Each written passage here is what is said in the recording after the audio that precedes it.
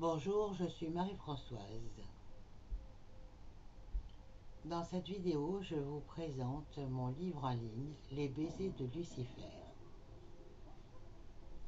Il s'agit de ma véritable aventure du retour à la source. Ça fait déjà pas mal de temps que je m'interroge sur les enseignements ésotériques et que je m'y sens noyé parmi les amalgames des noms et présences des dieux et divinités anciennes. Que l'on passe par tous les chemins gnostiques, on en revient toujours à ces mêmes questions. Qu'est-ce que je suis venu faire ici? D'autant plus que j'ai toujours eu l'impression de ne pas appartenir à ce monde. Je vis en décalé depuis mon enfance. Alors tous les essais que j'ai posés sur le papier pour tenter d'approcher le secret de ma vie n'ont abouti qu'à encore plus de doutes et d'interrogations jusqu'à présent. Alors j'ai décidé depuis un certain temps de foutre au panier toutes les théories fumeuses de l'enseignement ésotérique qui m'encombrent. D'ailleurs, le mot enseignement par lui-même contient déjà un mensonge. Le mot enseigne est la vitrine, et le mot ment est ce qu'elle montre, c'est-à-dire l'état d'être de ce monde falsifié dans lequel nous vivons. Dès ma toute petite enfance, j'ai voulu repartir. Sans ma grand-mère, sa foi et ses prières à la Vierge Marie, peut-être bien que la pneumonie dont je souffrais aurait fini par m'emporter, puisque le médecin pensait que j'allais mourir dans la nuit. Je me suis fait berner par Lucifer depuis le début de ma vie. J'ai cru être une bonne personne. En réalité, je suis peu de choses dans ce pauvre corps de chair qui est complètement déformé par les poisons que j'ai ingurgités volontairement ou involontairement dans ma vie. J'ai été aveuglé dans mes recherches. La lumière de Lucifer m'a fait prendre des vessies pour des lanternes. Oui, en lisant et en appliquant à mon quotidien des rituels qui semblaient produire un effet apaisant sur moi et me procurer un bien-être intérieur, une certaine paix. J'ai toujours eu l'impression que ma pratique était inconstante. En effet, car je l'abandonnais vite, n'éprouvant pas la fibre spéciale, sans doute pour cette foi imposée à ma raison. Et pourtant, combien étaient sincères mes démarches. Je n'étais pas d'accord avec la préhistoire et l'histoire qu'elle nous était enseignée à l'école. Je me suis plongé dans l'archéologie pour tenter de trouver l'origine de l'apparition des hommes sur la Terre. J'ai lu et relu de nombreux articles et livres relatifs à nos religions. J'ai étudié la Bible avec les témoins de Jéhovah un moment, lu la Bhagavad Gita, suivi quelques enseignements bouddhistes, lu quelques sourates du Coran, lu et pratiqué l'école des maîtres ascensionnés, suivi l'enseignement de Saint-Germain, lu Urantia, reçu mon véhicule Merkaba par inspiration, lu les secrets de la fleur de vie de Dremvalo Melchisedec, les clés d'Enoch, rédigées par le professeur Urtak, les 72 noms divins, pratiquer le yoga, la méditation et aucun de ces exercices ne m'a permis de me rapprocher de mon but.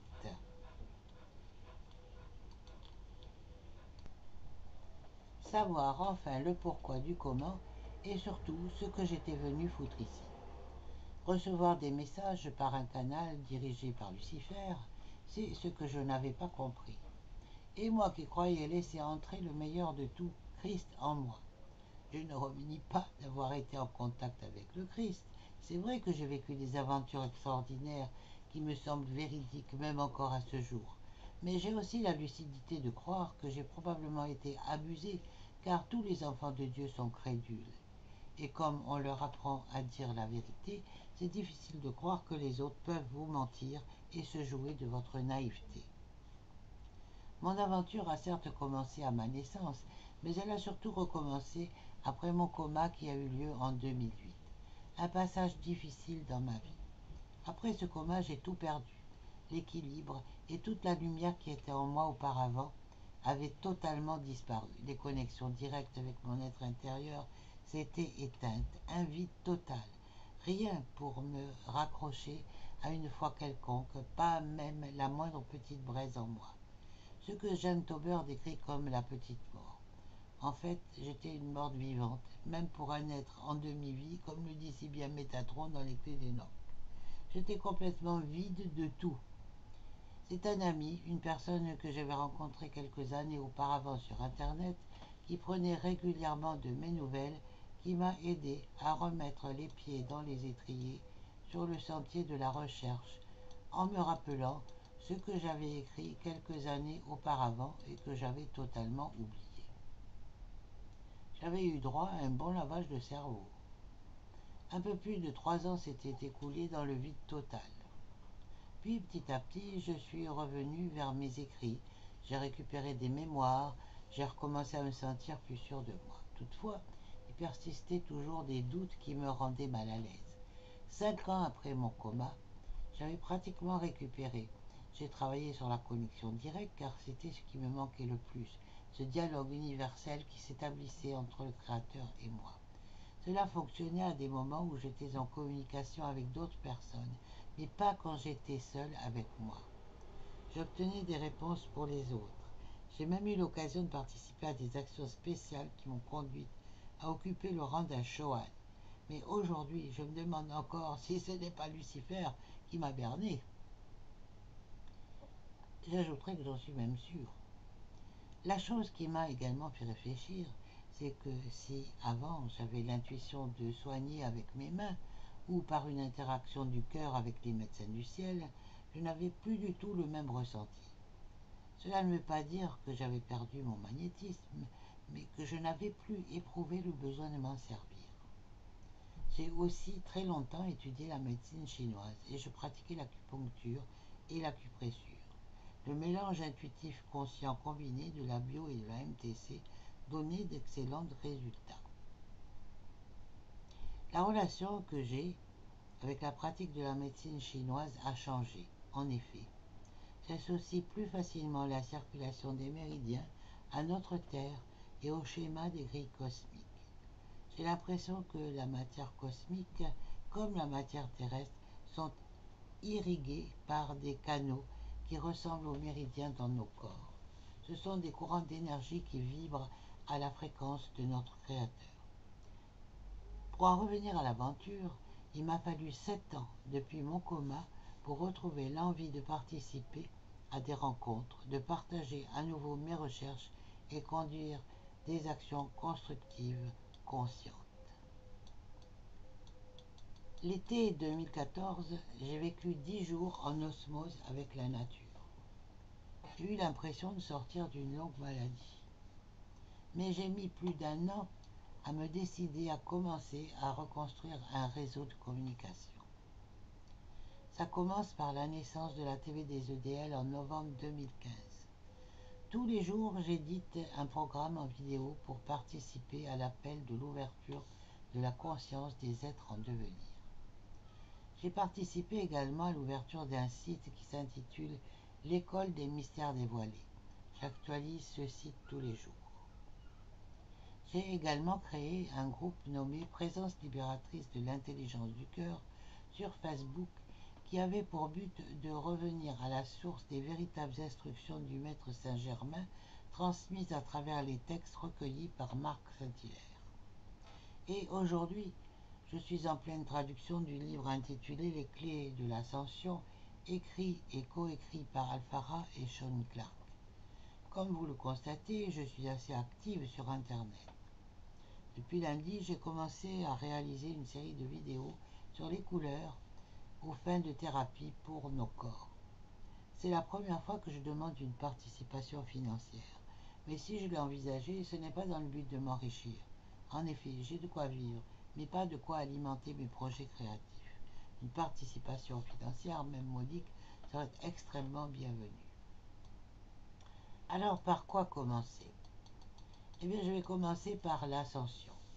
J'ai presque envie de dire quelle foutaise. Certains se croient déjà en 5, 6, 7D ou au-delà. Mes pauvres ignares que vous êtes, Lucifer n'a pas fini de vous berner si vous écoutez les faux Christ, les fausses rumeurs, ainsi que toutes les adjonctions malveillantes qui ont été apportées aux écritures et récits sacrés des religions et des mouvements spirituels variés. Pas plus tard qu'hier, j'ai reçu une documentation sur des décrets du cristal. À peine soulevé le coin de la page de garde que je me retrouve plongé dans une pâle copie des décrets de l'enseignement de Saint-Germain complètement détournés. À la fin, on ne sait plus qui est qui. Aujourd'hui, on nous parle d'Isis. Certes, l'Égypte a eu une influence considérable sur les civilisations antiques dont nous sommes issus. Mais de là à dire que c'est Marie, la mère de Christ, c'est quand même une comparaison troublante. Quel est donc le lien entre elle et Marie? Ici, parlons de l'ascension de Marie ou de son assomption. Que Marie soit associée au principe féminin de la mère créatrice d'un être complet comme l'a été Yeshua, d'accord. Mais Isis, a-t-elle été la mère créatrice d'un fils modèle? La lune Isis-Marie va mettre 14 jours pour retrouver les différents morceaux de son mari Osiris assassiné. Elle façonna un phallus d'argile pour transmettre le Saint-Esprit. Isis citée comme une vierge du ciel. Aujourd'hui encore, le judaïsme et le christianisme sont imbriqués dans un dévoiement des mystères d'Isis et d'Osiris.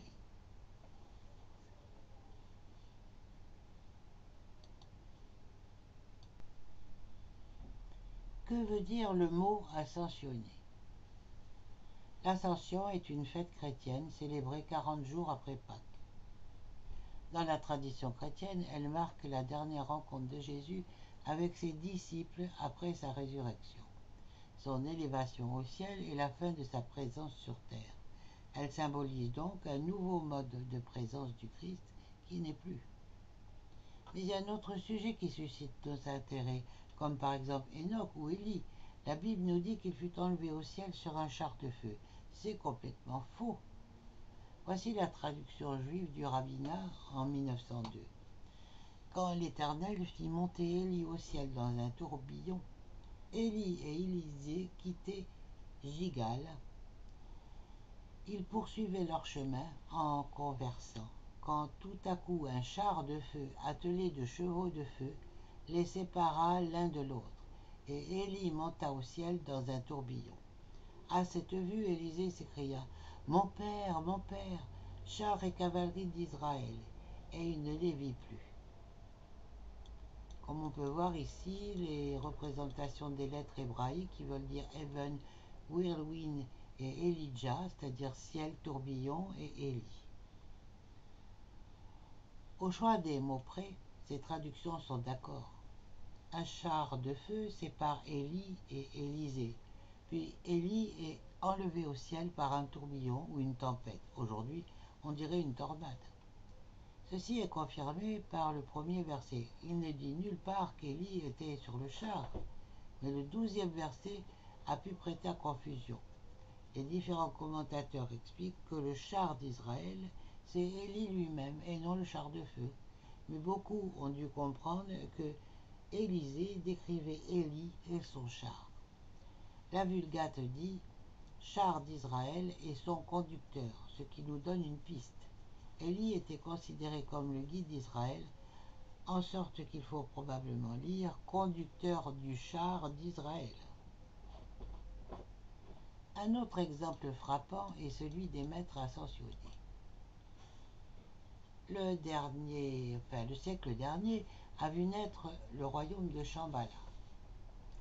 Les enseignements dits de sagesse ont toujours été diffusés et adaptés aux différentes époques, souvent d'ailleurs de manière plus ou moins voilée. Aujourd'hui, ce n'est plus le cas, car nous sommes entrés dans une ère de lumière qui est celle du Verseau. L'ère du Bélier a précédé l'ère du Poisson qui vient de se terminer. Au début de cette dernière, une impulsion spirituelle a été donnée par l'enseignement et l'exemple de Maître Jésus, adombré par le Christ. Jean-Baptiste, précurseur de Jésus, a préparé le terrain des consciences à cette nouvelle impulsion christique. Les groupes apostoliques ont essayé de la faire perdurer ensuite au mieux de leur compréhension de l'époque. Une partie de leur histoire est contée dans les mémoires magdaléennes et résonances galiléennes, édition des Trois Monts. Après une longue période d'obscurantisme moyenâgeux, Les cathares sont aussi tentés de faire refleurir l'essentiel de cette impulsion christique et de transmettre l'enseignement qu'ils avaient compris.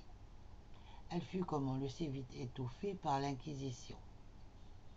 La diffusion des vérités essentielles et des lois universelles s'est poursuivie ensuite à travers divers mouvements plus ou moins occultes jusqu'à la naissance de la Société théosophique et du travail acharné d'Elena Petrovna Blavatsky et des maîtres Moria, Kutumi et Djwalkul. Les connaissances universelles commencèrent à être dévoilées plus ouvertement.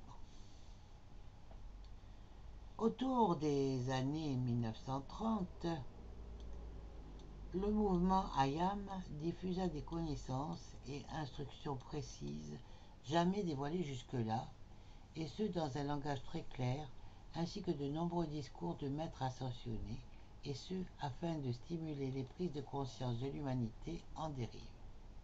Cette transmission s'est faite grâce au travail de Godfrey Recking et de Lotus Edna et Guy Ballard, qui ascensionnèrent respectivement en 1939 et en 1972, et de leurs amis lors de leur dernière incarnation, avant leur ascension, sous la radiation du maître Saint-Germain. Leur histoire est racontée dans Mystère dévoilé et la présence magique. Ces enseignements sont toujours d'une grande actualité et le resteront pendant toute l'ère du Verseau et certainement bien au-delà. Citation du texte du site, vous pouvez aller sur http Ayam Amour Sagesse comme la page d'Isalia PHP. Ici, on est loin du terme ascensionné du Christ, car ces deux maîtres ascensionnés ont probablement ascensionné en quittant leur corps de chair ici sur Terre. Nous avons un corps validé pour la 3D. Il a été fabriqué avec de la poussière et il finira poussière. Ce n'est pas parce que l'ADN quantique va se modifier progressivement dans le futur lointain que l'expérience de la mort sera abolie. La mort du corps physique est inéluctable. Que veut dire le mot Assomption?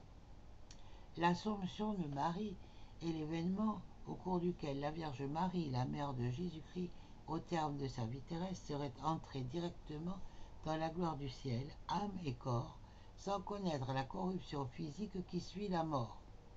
Le mot Assomption provient du verbe latin assumere, qui signifie prendre, enlever. Pour ascensionner, l'être humain doit se transformer. Alors cessez tous de rêver du retour à la maison avec votre appartement en chair et en os.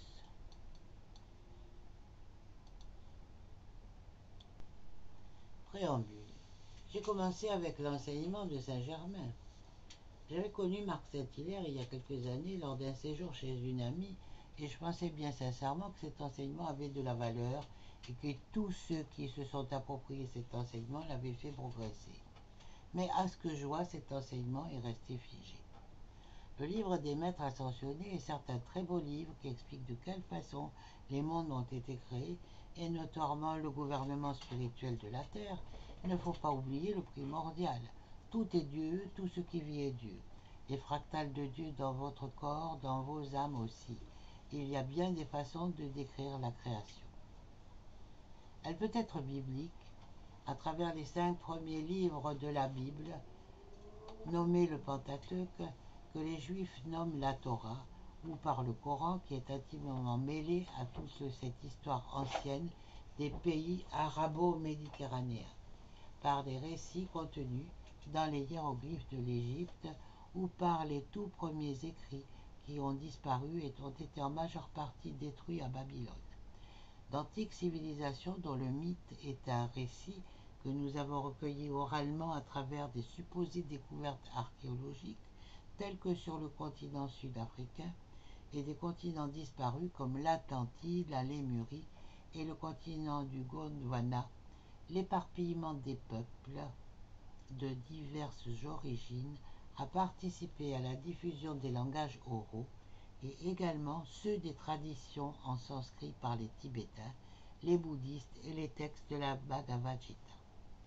N'oublions pas les civilisations russes. Aujourd'hui, on parle de l'alphabet cyrillique et de ses lettres de feu. Les orthodoxes et les peuples migrants comme les tziganes ont partagé dans le monde méditerranéen cette culture à cette période-là. D'autres récits apocryphes, des livres comme Urantia, les évangiles gnostiques, les écritures de la mer morte, des textes esséniens. Il y a eu également de nombreux dessins qui ont été gravés dans la pierre par toutes sortes de matériaux humains. Et n'oublions pas toutes les civilisations latino-amérindiennes du Pérou, de Bolivie, du Mexique, de la Cordillère des Andes. Toutes les civilisations mayas, olmèques, toltecs et toutes les traces au sol au niveau de la Cordillère des Andes. Je ne vais pas réécrire l'histoire des migrations, mais tout ce que nous redécouvrons aujourd'hui appartient à notre passé.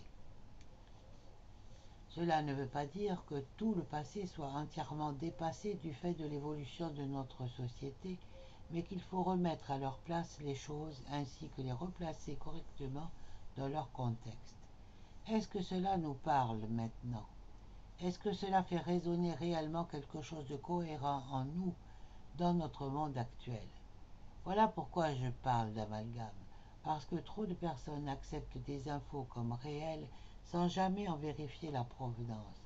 On passe de l'info à la croyance.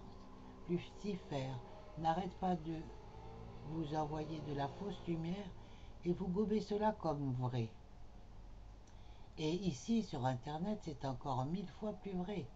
Toutes les informations que l'on reçoit sont le plus souvent incontrôlables et invérifiables.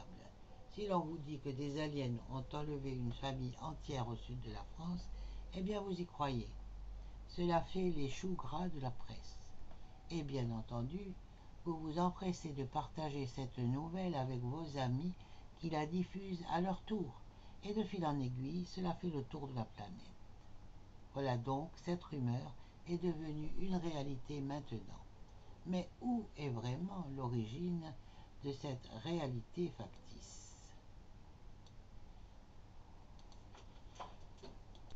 Le livre de la Genèse. Parlons aujourd'hui du livre de la Genèse.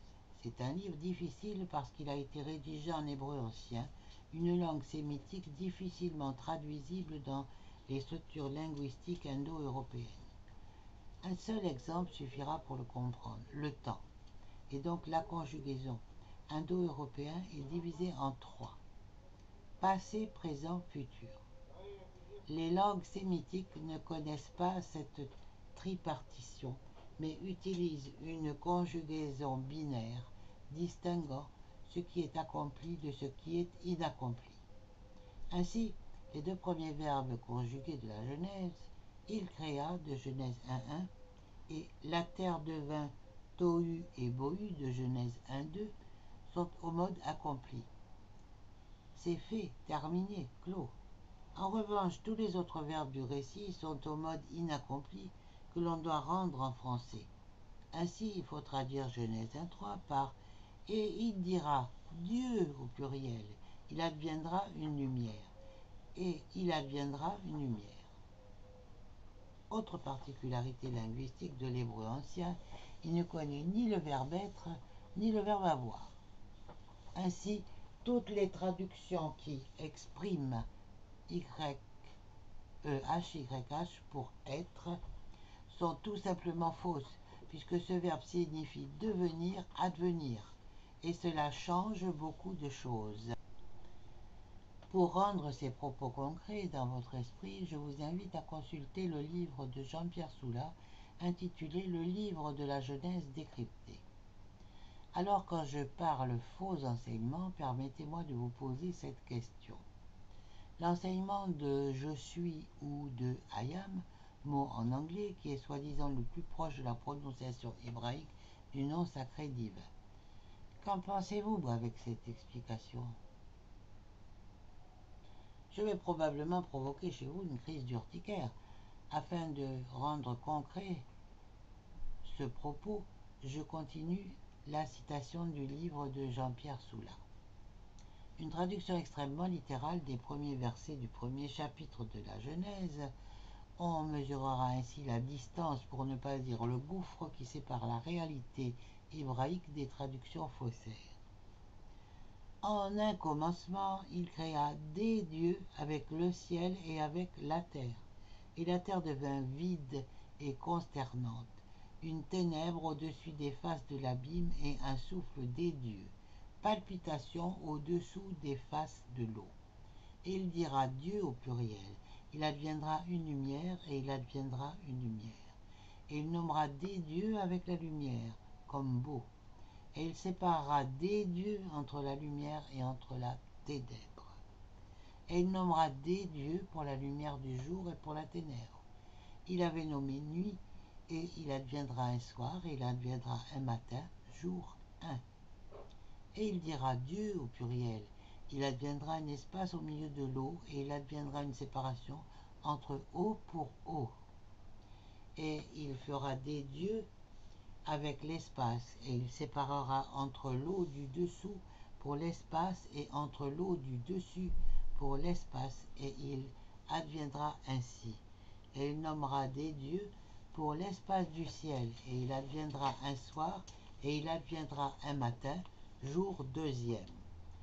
On comprend pourquoi un tel texte original puisse donner des urticaires aux monothéistes tardifs, chrétiens et musulmans, surtout, alors que le récit est probablement polythéiste. Elohim est le pluriel de El-H, qui signifie indifféremment divinité, Dieu ou déesse.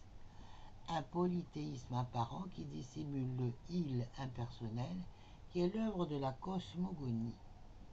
La Kabbale, qui est la traduction mystique et ésotérique du judaïsme, reconnaîtra dans ce il le Ein Sof, le sans fin, l'illimité.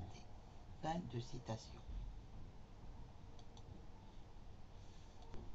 J'ajouterai à mon encontre hérétique, mot qui signifie personne qui ne partage pas toujours les idées du grand nombre, notamment en matière de religion, d'histoire, de philosophie, etc. Je suis donc hérétique. Et j'ajouterai une citation de Virgile, heureux celui qui connaît la cause profonde des choses. Un peu d'histoire kabbalistique selon la Torah. Il faut commencer par la jeunesse symbolique, l'origine de notre apparition sur la Terre comme un gros mammifère à chair humaine. Pensez à l'orang-outan, manifestation des manipulations génétiques non abouties pour créer un hominidé dans le laboratoire cosmique, capable de penser avec un cerveau de moineau, naïf, qui a été abusé à cause de sa jeunesse et de son manque d'expérience. Ah oui, le serpent, il a bon dos. Probablement un reptilien qui, après avoir pris Ève dans le vortex de l'involution, y entraîna également Adam, qui se cacha du regard de Dieu. Car si l'homme a été précipité sur la terre, c'est qu'il y a une raison. Bien sûr, la naissance de l'humanité va bien au-delà d'un modèle unique. Prenons l'orang-outan, dont le regard si intelligent et triste nous inspire des sentiments de compassion. Telles ont été les manipulations génétiques du moment qui n'ont pas abouti à la création d'un être humain. Un peu d'histoire ancienne, biblique et kabbalistique. Souvenez-vous, la Bible, ce livre ancien, nous dit que tout ce qui est en haut est semblable à ce qui est en bas. Donc un labo plein d'expériences scientifiques de création dans les multi-univers. Alors revenons à la mythologie. Attention, j'affirme rien, je ne dis pas que c'est vrai, mais ça peut l'être. Y a-t-il eu un Éden dans une autre dimension que la nôtre, où il se serait passé la même chose? Ici, j'entre dans la légende du peuple hébreu à travers le livre de la Torah, de ses codes de décryptage qui permettraient de retrouver la genèse des événements et la génétique des individus ainsi que leur provenance. Vaste programme, parce que lorsque l'on connaît les méandres infinis des théories dévoilées par les kabbalistes, dans le royaume céleste, il y aurait eu une explosion d'âmes du taureau, c'est-à-dire des entités extrêmement élevées spirituellement qui auraient vécu face à face avec leur Dieu créateur sous son œil. À force de vivre en face à face de cet œil Dieu, elles se sont senties observées et ont commencé à ressentir des sentiments d'exaspération par rapport à leur manque de liberté créatrice. Elles ont décidé de fuir ce regard permanent de Dieu qui les dérangeait pour réaliser leur propre création. En fuyant ce niveau céleste, elles ont provoqué une brisure. Ces âmes du taureau, ayant chuté et fui l'œil, se sont dédoublées pour pouvoir descendre dans d'autres mondes, composant ainsi les 70 peuples de toutes les générations. Ces âmes ont fui parce que elles n'étaient pas préparées à supporter cette relation face à face avec Dieu. N'y a-t-il pas ici quelque similarité avec la chute d'Adam qui, par la jeunesse et la naïveté de sa femme, a lui aussi été emporté dans le vortex involutif et a fui le regard de Dieu? La Torah va donner à ce peuple échantillon les deux forces de l'œil, l'une qui lui permettra de retrouver le regard de l'œil et l'autre de reconstruire la terre d'Israël qui est alors directement sous le regard de l'œil.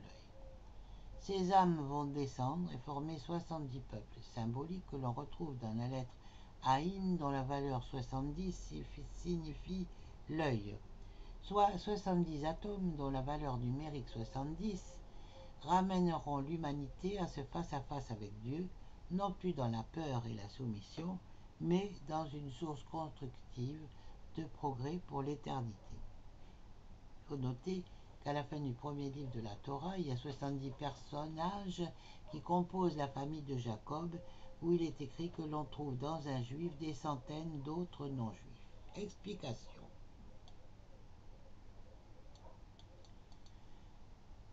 Le peuple d'Israël est prélevé à partir de la trouma des nations, soit le substrat, la récolte de Dieu. De ces 70 peuples qui seront le fondement de l'humanité naîtront les 600 000 descendants et plus encore après. Le nombre de lettres et de voyelles contenues dans la Torah exprime ici le nombre des descendants. J'attire votre attention sur le fait que dans la suite, il y a eu deux groupes d'âmes, celles qui avaient fui le regard de Dieu et l'autre celui des âmes qui s'étaient soumises ou s'écrasaient dans le regard du Créateur. N'oublions pas que ces âmes avaient une racine très élevée mais refusaient d'être vues. Ainsi, l'histoire de l'humanité commence par ce refus d'être vue ou observée par Dieu, le Créateur.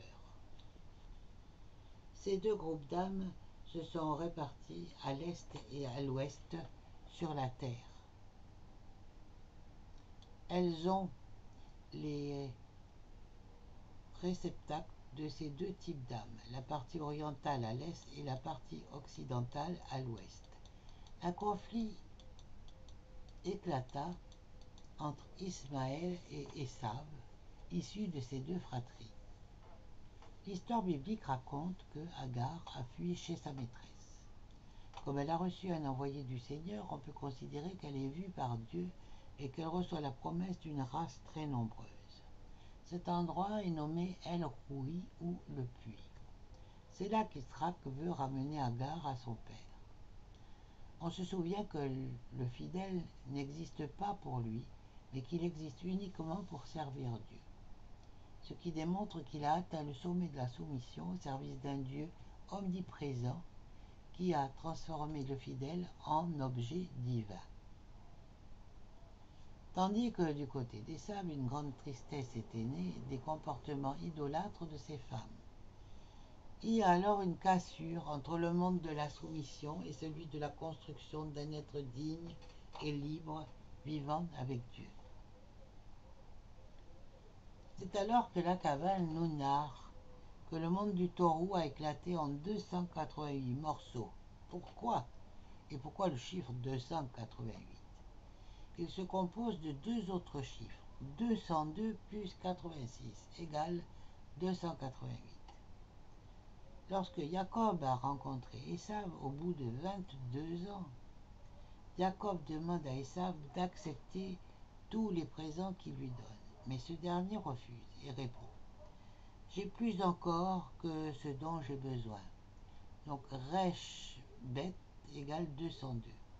Cela veut dire qu'il détient les 202 morceaux de ses âmes, donc la majorité des étincelles divines. Jacob sait que le prix à payer va être très lourd pendant les longues et terribles années de l'Égypte. Sortis d'Égypte, accompagnés par Erev Rav, soit beaucoup de non-juifs, les Aria Kodesh révèlent un secret en 2 temps. La délivrance finale, en récupérant les 86 morceaux qui restent. Quand Ismaël est né, son père avait 86 ans, Abraham. Le second dépend de la capacité à résoudre le problème d'Ismaël. Le conflit surgit parce qu'il y a 86 morceaux d'étincelles divines qu'il faut pour reconstruire l'œil en entier. Depuis la naissance d'Israël, les épreuves n'ont jamais cessé. À travers le monde entier, le problème n'a jamais été résolu. La solution. On peut vivre sous le regard de Dieu, sans le fuir, ou sans disparaître sous son regard.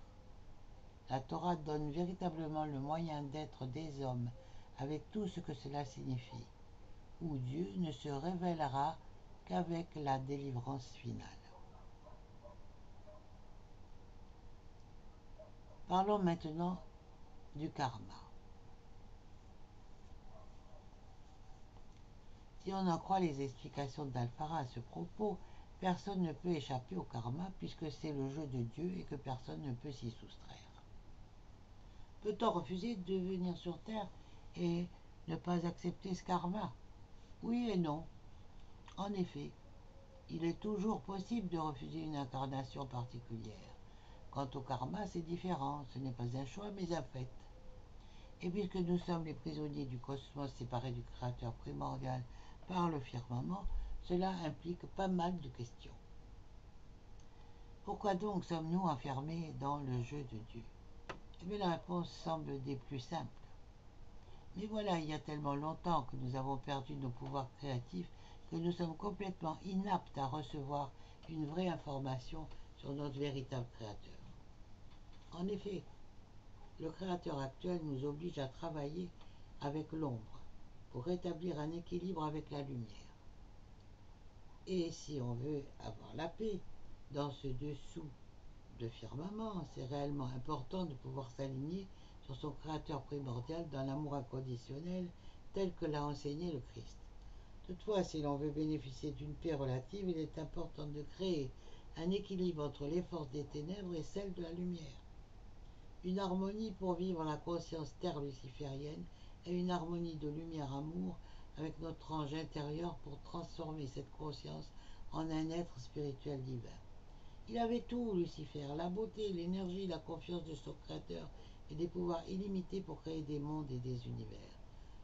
Or, il a voulu tuer Dieu, lui voler sa place, et Dieu lui a tout donné. Mais il l'a enfermé sous le firmament pour qu'il ne puisse plus communiquer avec d'autres univers non pollués. On nous a trompés et archi-trompés. Voici un texte dont j'ai un peu corrigé les phrases, car elles ont été traduites de l'américain, avec lequel je suis parfaitement en accord. J'aurais pu l'écrire, tellement c'est dans la couleur de mes pensées. L'auteur est Cameron Day. Non, je n'ai pas viré du côté de l'ombre, mais plutôt j'en transcende les côtés. Cet article est probablement la pièce la plus importante que j'ai écrite à ce jour, et pour pouvoir transmettre le message complet, un peu d'historique est nécessaire. Restez un peu avec moi, et à la fin vous comprendrez pourquoi je ne m'appellerai plus jamais un travailleur de lumière. La planète Terre est une grande partie de notre coin de l'univers et vit une exclusion depuis très longtemps. Un sort qui nous fait douter de notre connexion avec la source infinie de toute création. Ce sort nous fait nous sentir seuls, vulnérables et isolés, projetés hors du royaume des cieux vers un monde cruel et de combats sans fin.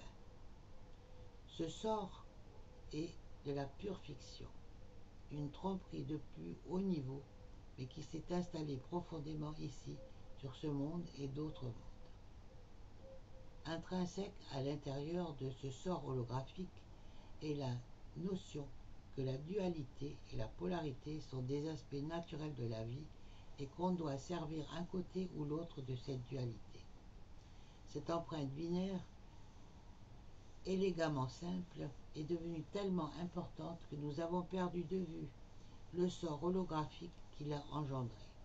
D'ailleurs, nous avons perdu de vue l'hologramme au complet et nous croyons maintenant que c'est la totalité de la réalité. Les humains ont été conditionnés à idolâtrer la tromperie holographique et les agents qui la perpétuent. Cet hologramme a été nommé Maya par les hindous et les gnostiques l'ont appelé le démiurge corrompu. Je trouve ce terme très juste comme description et dorénavant je m'y référerai en tant que démiurge corrompu. Ombre, la fausse lumière, vous qui la recevez, et la dualité du démiurge. Dans le but de capturer et de contrôler l'éventail le plus large possible d'âmes, le démiurge corrompu a divisé ses agents en deux équipes apparemment opposées, ombre et fausse lumière. Ce n'est pas tout le monde qui peut être un saint, alors il doit y avoir de la place pour les pécheurs à l'intérieur du démiurge. Ce n'est pas pour autant que tout le monde est envoûté. Le plus important pour le démiurge est que nous l'idolâtrions ou un de ses agents, peu importe s'il se trouve dans l'équipe de la lumière ou de l'ombre. Il y a beaucoup de noms de joueurs dans ce drame cosmique, multidimensionnel, que sans doute vous connaissez déjà, tels que Lucifer, Jéhovah, Belzébuth, Archange Michael, Satan, pas le même gars que Lucifer, Ashtar, des douzaines d'archontes, anges, des supposés maîtres ascensionnés et d'autres entités variées qui sont canalisées. Tandis que certains de ces êtres jouent pour l'équilibre de l'ombre et d'autres pour l'équipe de la fausse lumière, ils jouent tous ultimement pour le démiurge corrompu qui les contrôle. Voici en gros le gros secret des archontes. Ils ne sont pas seulement les êtres démoniaques et maléfiques, mais aussi ceux qui prétendent être des anges et des maîtres ascensionnés.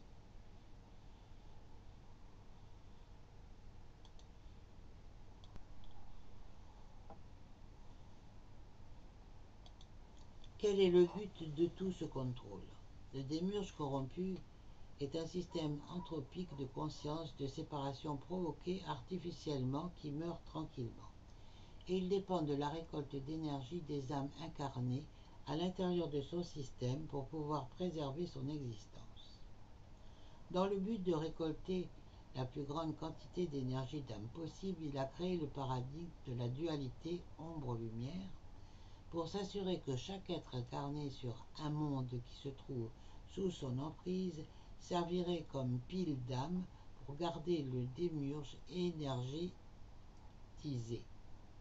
Les bonnes âmes rechercheraient l'équipe de la fausse lumière et les mauvaises âmes rechercheraient l'équipe de l'ombre, mais à l'insu de la plupart, ils servent tous le même système. Pour garder le jeu de la dualité intéressant pour les participants, le démiurge a créé des densités d'existence dans lesquelles les initiés sur les chemins de l'ombre et de la lumière peuvent ascensionner. Cela donne aux êtres qui voyagent à travers ces densités un sentiment d'accomplissement, quand en fait ils naviguent à travers un labyrinthe d'illusions démiurgiques. Les joueurs au plus haut niveau des hiérarchies savent qu'ils sont dans un système cupide, mais ils acceptent l'affaire, car ils reçoivent le pouvoir et l'énergie de l'idolâtrie des êtres qui sont plus bas dans l'échelle. Qu'est-ce qui en est de la hiérarchie spirituelle? La plupart des êtres canalisés se disent affiliés avec la hiérarchie spirituelle de la fausse lumière qui inclut les archanges, les maîtres ascensionnés et les itis positifs. Ces messages canalisés sont nombreux et il y en a de nouveaux qui sortent tous les jours. Le petit secret est que ces êtres sont redevables aux démiurges corrompus et ils font la guerre psychologique aux personnes qui ne veulent pas être associées avec une structure religieuse formelle.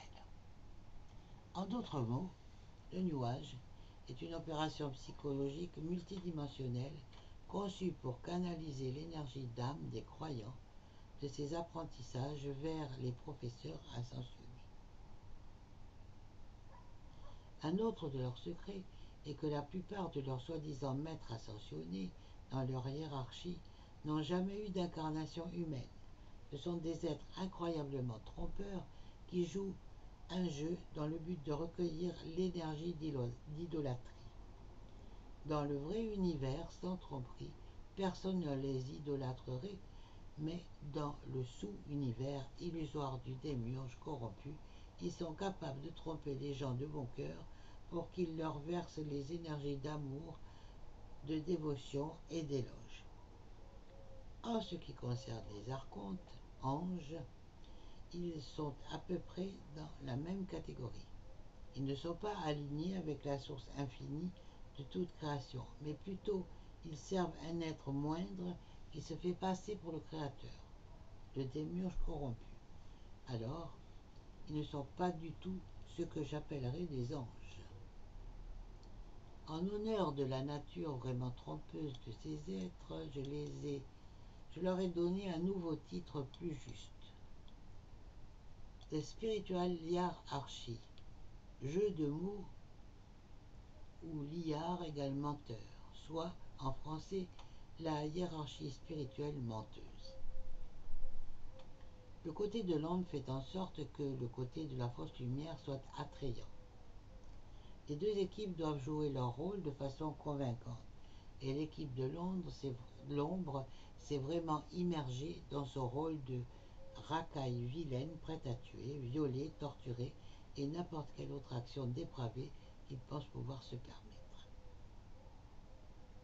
Le côté de l'ombre est conçu pour être incroyablement répugnant pour que la majorité des bonnes âmes courent jusqu'à l'autre bout de la polarité, jusque dans les bras aimants d'une religion patriarcale de la fausse lumière ou vers leur religion, New Age, avec ses nombreux canaux et maîtres. Le démiurge corrompu a eu de la difficulté à contrôler complètement la Terre. Les êtres humains ont déjà été très conscients de leur connexion avec la source infinie de toute vie, et cette conscience a été maintenue par des individus spirituels à travers le règne de l'ombre sur cette planète. Parce que les forces de l'ombre n'ont pas pu nous débarrasser de cette conscience, un plan a été formulé pour assimiler la nature spirituelle des êtres humains. Premièrement, les religions patriarcales ont été créées et imposées sur le plus grand nombre de personnes possible autour du monde. Toute personne qui n'adhérait pas à une des religions majeures était un exclu dans le cours de l'histoire, jusqu'au siècle dernier, quand le mouvement théosophiste est né, qui a été le fondement et la base pour le mouvement New Age, qui a émergé dans les années 50, 60 et 70. Le mouvement New Age a continué à prendre de l'ampleur car il a attiré beaucoup de gens qui se détournaient de l'hypocrisie des religions patriarcales. Le démiurge corrompu semble avoir une réponse facile pour toute confusion interne que les humains vivent. Si la religion ne sert pas à apaiser un individu, alors le New Age fera l'affaire. Pour le démiurge, c'est du pareil au même, pourvu que nous choisissions un côté qu'il contrôle. C'est la raison pour laquelle il faut complètement transcender les côtés.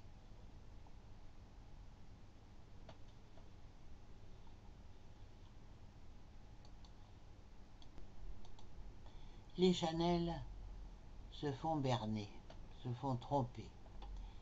J'ai écrit un article en 2011 concernant certains problèmes avec les messages canalisés. Si l'on peut dire que la religion est l'opium des masses, alors les messages canalisés seraient l'espoir de la minorité mécontente.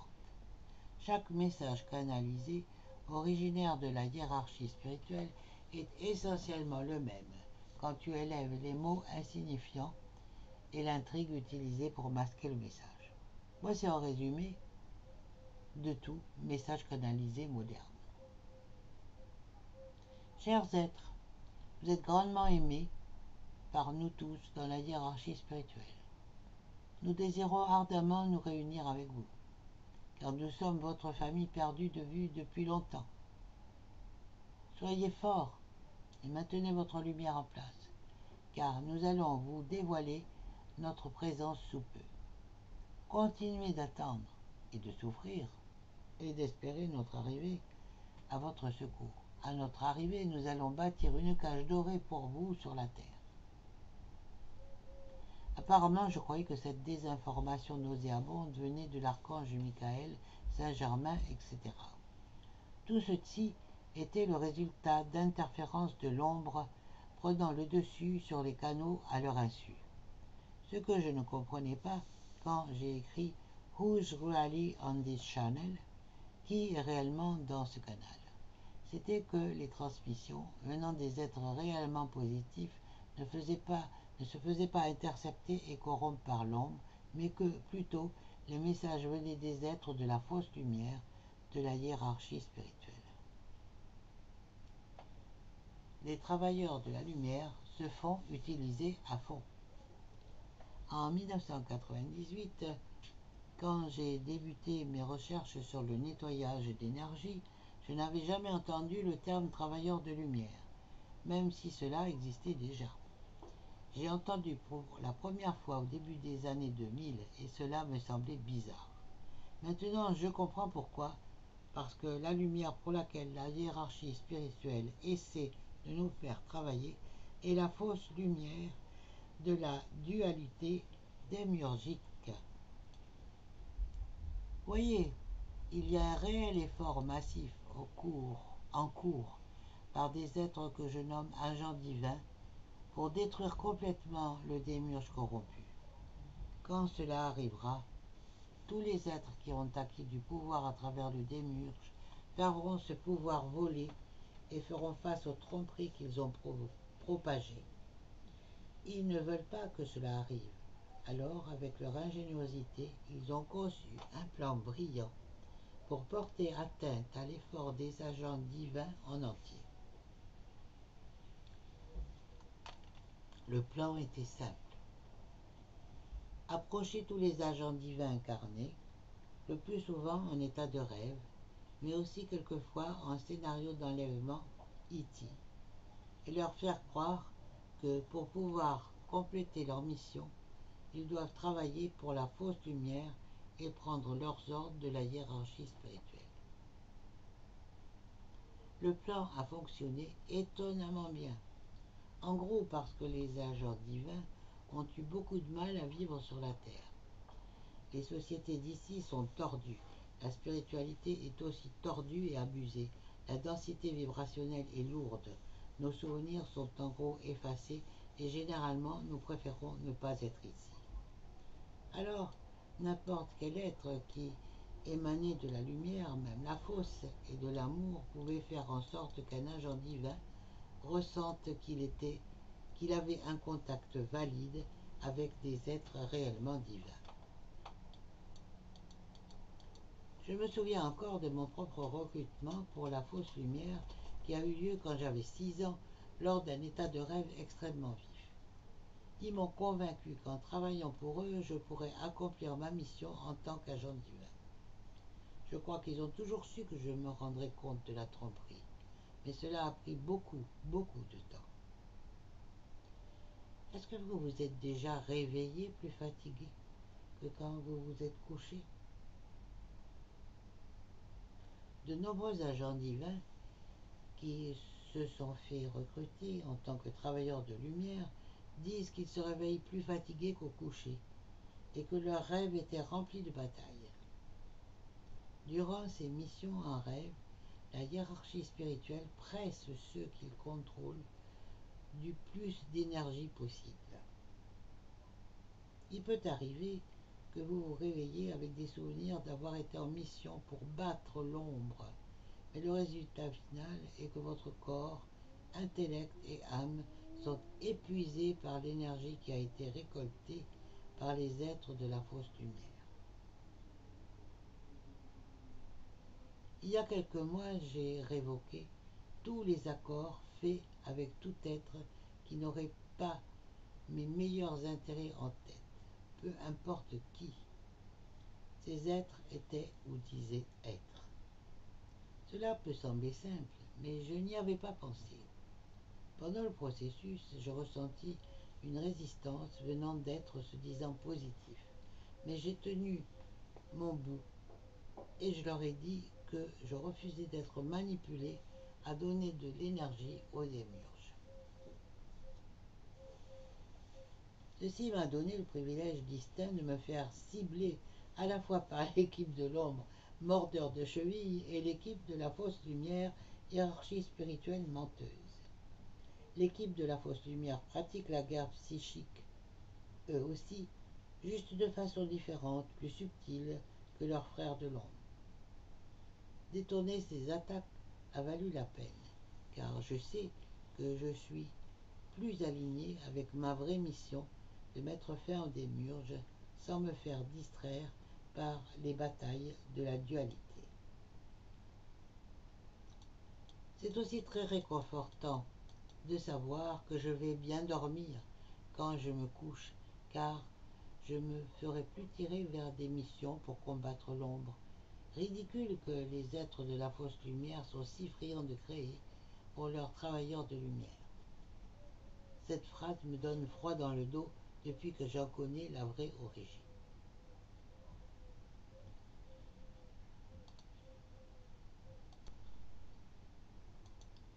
Les êtres de la vraie lumière divine sont solidaires, aimants.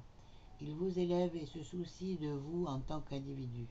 Vous n'êtes pas simplement une roue dentée dans une machine pour eux, car ils comprennent que vous êtes l'aspect vital important d'une création interconnectée intrinsèquement.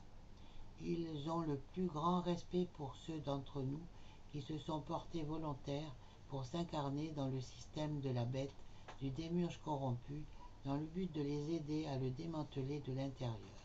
Évidemment, il doit y avoir des agents divins qui travaillent des deux côtés du démiurge corrompu pour pouvoir le démanteler. Le discernement est vital. Je vais en écrire plus sur ce sujet et ses nombreuses implications.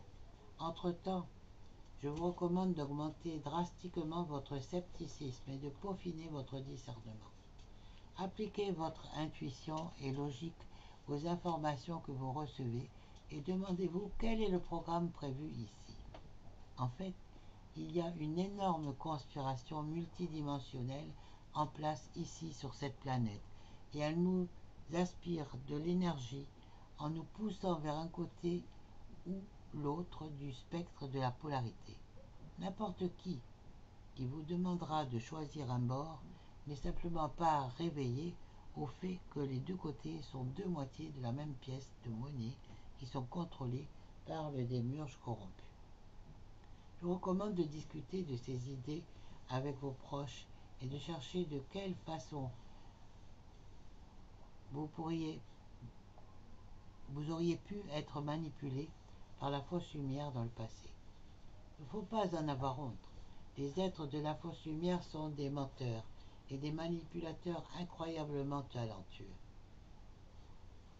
La plupart d'entre vous qui lisez ceci ont déjà choisi d'être un agent divin et de s'incarner dans le but de démanteler le système de contrôle démiurgique.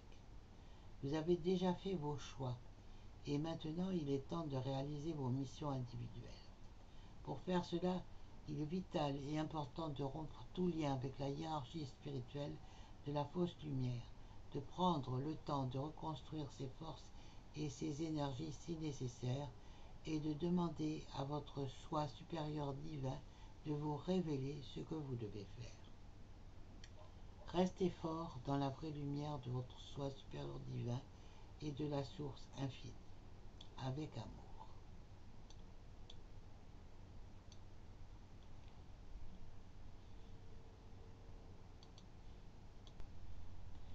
Non, je n'ai pas terminé ma quête de spiritualité, car c'est tous les jours que je m'aligne avec mon Créateur primordial.